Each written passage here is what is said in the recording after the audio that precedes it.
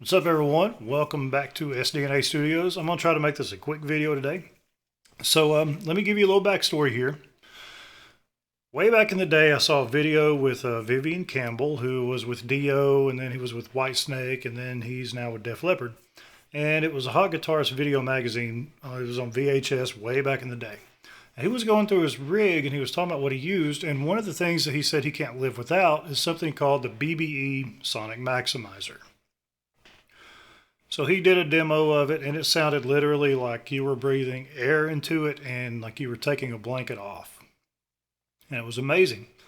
So me being the young, naive kid, I started the quest for one, and I found one. Just happened across it in a pawn shop, took it home, plugged it in how I thought it should be used, and for my purpose, it sounded amazing.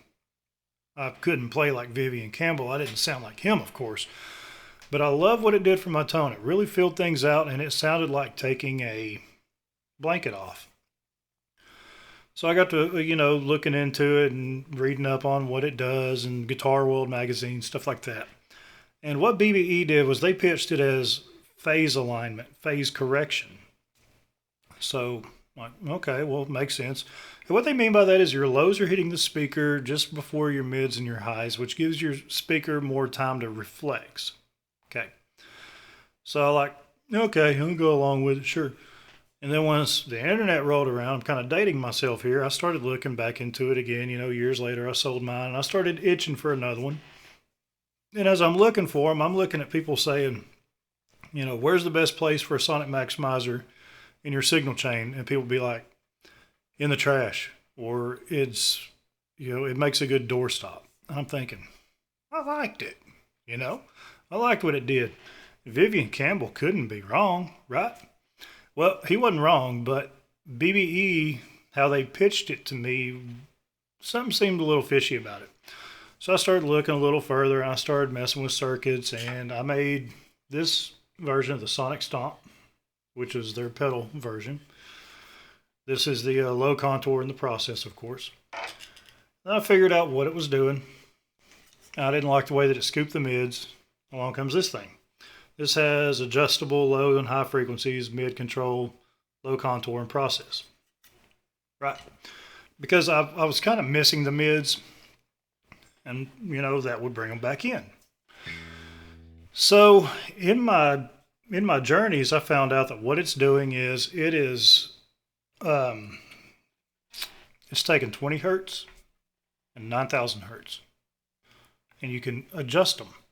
Now, usually 20 hertz and 9,000 is not, within the range of what guitarists use. So what they were doing was they were taking a wide Q, let me put that pick down, a wide Q, and bringing it up like that.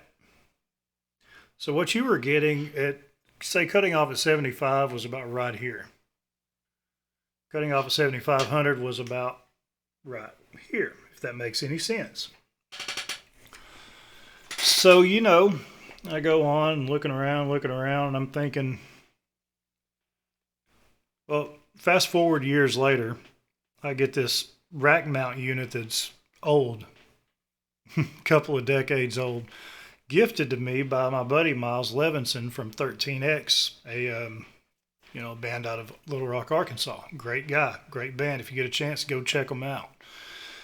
And he gives me this thing, and I'm like, oh, I don't have to build my own anymore. I've got this one. So I take it home and I plug it in, and I'm relishing in what it's doing, blah, blah, blah.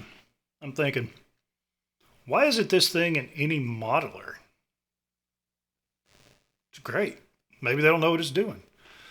So I'm going to enlighten you now to exactly what it's doing, and I'm going to try to replicate it in the head rush. So we'll go down to the head rush now. I've got this thing in my effects loop, and if you see this button right here, orange is the effect off, green is on. That's running through my effect loop. And I set this up on a scene with the para EQ turning on when the effects loop goes off, so you'll hear them back to back. So let's get on now. I'm running a AC high boost, which is an AC30, of course. My IR is this is the new Citrus Pro 160 906 cone. hot glass expanded from sonicdna.com, of course. That's the only thing I'll ever promote on my channel. And of course, I've got this, what I call my sag setting. I've used it in pretty much every rig just because I love the way that it makes it sound.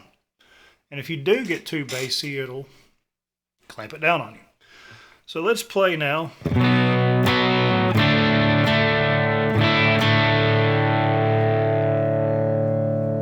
Not bad. Now let's turn this effect on.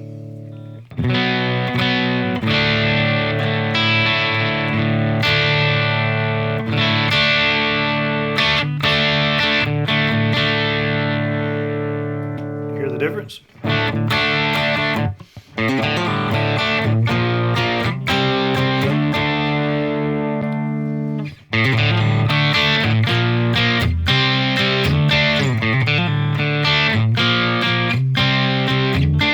It beefs it up, and it is like taking a blanket off of it. So let's go from the actual BBE to what I have dialed in here.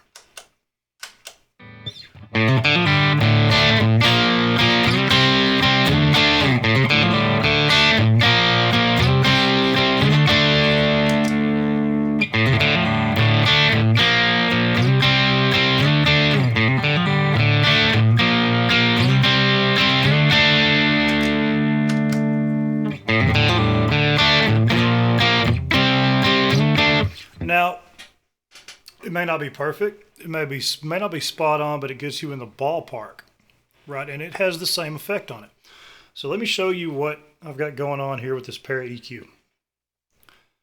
Frequency 1 is at 20 Hertz, which is exactly what the Sonic Maximizer enhances. The low process brings up is 20 Hertz. Those sub frequencies. I've got 10.6 dB. Q of 0.5. Now everything in the middle is set to 0 dB. It's not boosting or cutting anything. Now once we get to gain 4,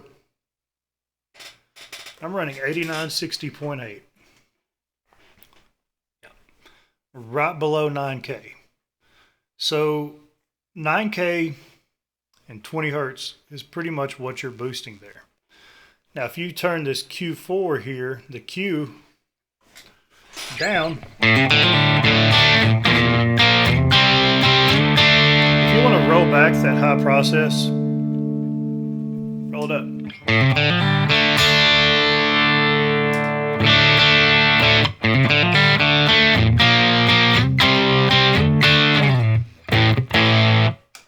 Now we go back to the BBE.